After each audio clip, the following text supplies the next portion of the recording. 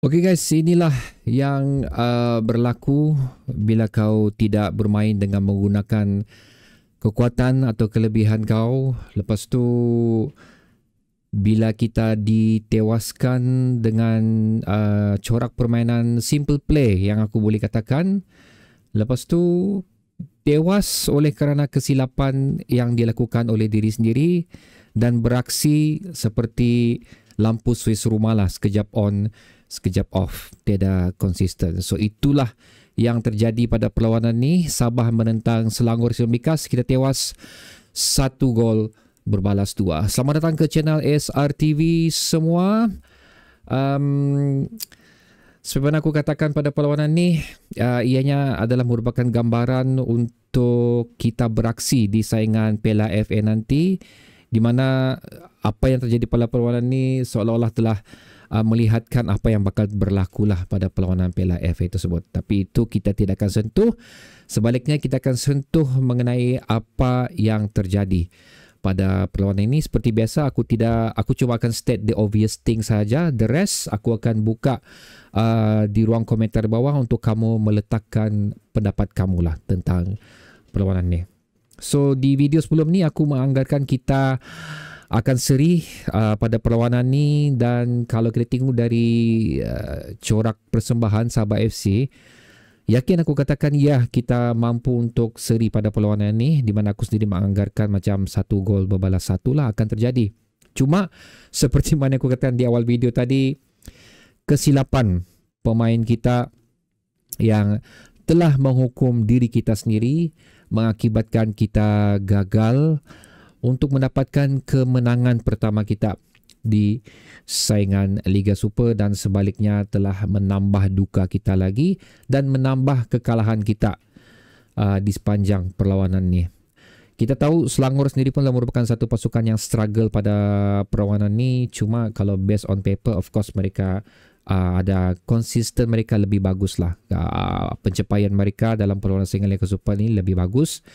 Kalau kita tengok perlawanan tu sendiri pun memang Selangor lebih mendominasi perlawanan ni. Kawalan bola yang cukup bagus, simple play yang aku katakan yang dilakukan oleh Selangor ni, di mana gerakan-gerakan mereka ni tidaklah macam terlalu berdasarkan set piece pun.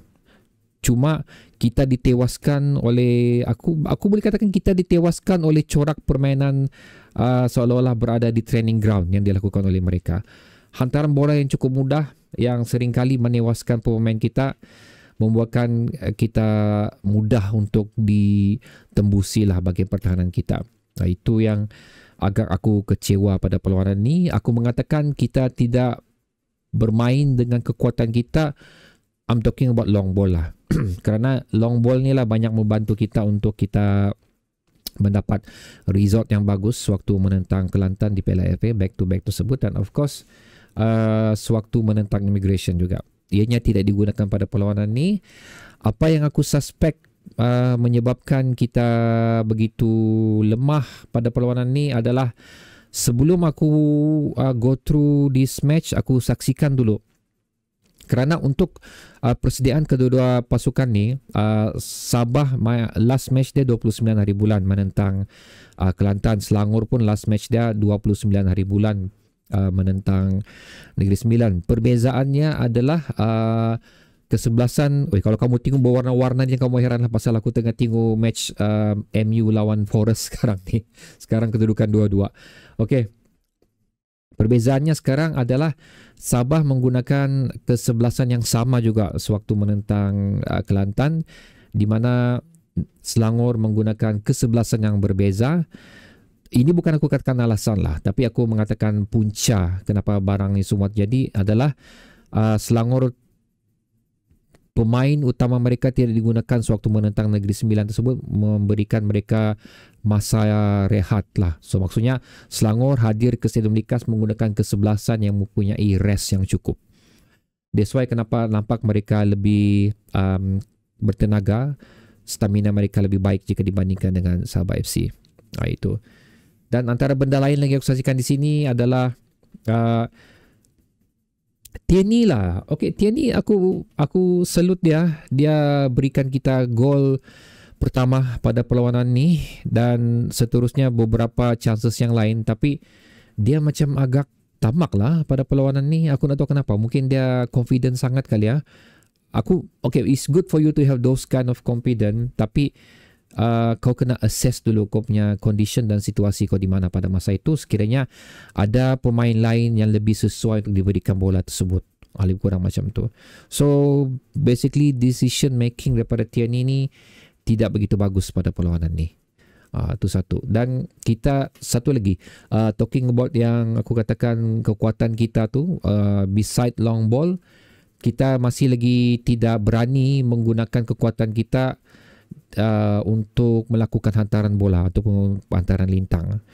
Gol yang dilakukan oleh Tierney itu adalah satu hasil hantaran lintang yang bagus dilakukan oleh Sifu, dan that is the one and only hantaran yang dilakukan lah. Yang seterusnya daripada Jeffrey Chu, daripada Denningham, di mana kedua-dua pemain ni tidak memiliki crossing yang cukup bagus. So aku sebenarnya katakan pada video sebelum ni, aku mengharapkan kekuatan tersebut digunakan dengan menetapkan dengan menggunakanlah kelebihan Stu pada perlawanan ni dengan membuat hantaran ke dalam. Ianya berlaku sekali lagi hasil daripada jaringan yang dilakukan oleh Tierney itu, tapi again kelangsungan tu tidak diteruskan lah untuk memastikan kita cuba untuk mendapatkan gol seterusnya. So gol-gol dilakukan oleh Selangor bagi aku cukup mudah pada perlawanan ni. Cukup mudah kerana again simple pass yang dilakukan oleh mereka dan kelekaan, kesilapan yang dilakukan oleh defender kita menyebabkan peluang itu terhidang dan disempurnakanlah dengan begitu bagus oleh player Selangor. Basically gol yang dilakukan oleh Selangor tu satunya adalah assist daripada Denningham. Itu lebih kurang macam tu. So aku mengatakan on off juga pada perlawanan ni. Aku ada mengatakan player kita macam Swiss lampu rumah on off, sekejap bagus, sekejap tidak. Dalam perlawanan ni mereka tidak begitu bagus. Pemain-pemain yang kita puji pada perlawanan menentang Kelantan tersebut tidak memberikan aksi seperti mana mereka lakukan sewaktu menentang Kelantan. Kenapa? Aku sekali lagi katakan adalah again lah, Selangor memiliki player yang direhatkan, manakala Sabah menurunkan pemain yang tidak direhatkan daripada perlawanan 29 hari bulan tempoh hari, diteruskan untuk perlawanan ni. So level of fitness dan juga fatigue memang ketara lah kalau kita saksikan di antara kedua-dua pasukan ni. Aku tak boleh lupakan, I have to mention ni jugalah, Aidil Muyajic cuba mengulangi aksi Maradona pada perlawanan ni. So aku rasa aku faham lah kenapa bila aku kan benda tu macam based on frustration lah. Itu aku boleh katakan. So bukan satu keputusan yang bijak daripada Aidin. Nasib baik dia nak kena kad merah. Itu yang aku risau sebenarnya. Aku risau dia kena kad merah. Kalau tidak masalah kita. Cuma aku tahu kenapa dia buat benda tu is based on frustration lah. Jadi itulah dia guys, the obvious thing yang aku sentuh pada perlawanan ni, di mana kita boleh sebenarnya untuk mendapatkan seri, cuma ianya digagalkan oleh kerana keberadaan pemain-pemain kita sendiri sebenarnya. Bukan kekuatan Selangor, tapi keberadaan pemain-pemain kita yang memberikan peluang dan juga advantage untuk Selangor pada perlawanan ni. So guys, bagaimana pula pendapat anda untuk perlawanan ini? Letakkan pendapat anda di kolom komentar bawah. Bertemu lagi video seterusnya. Assalamualaikum.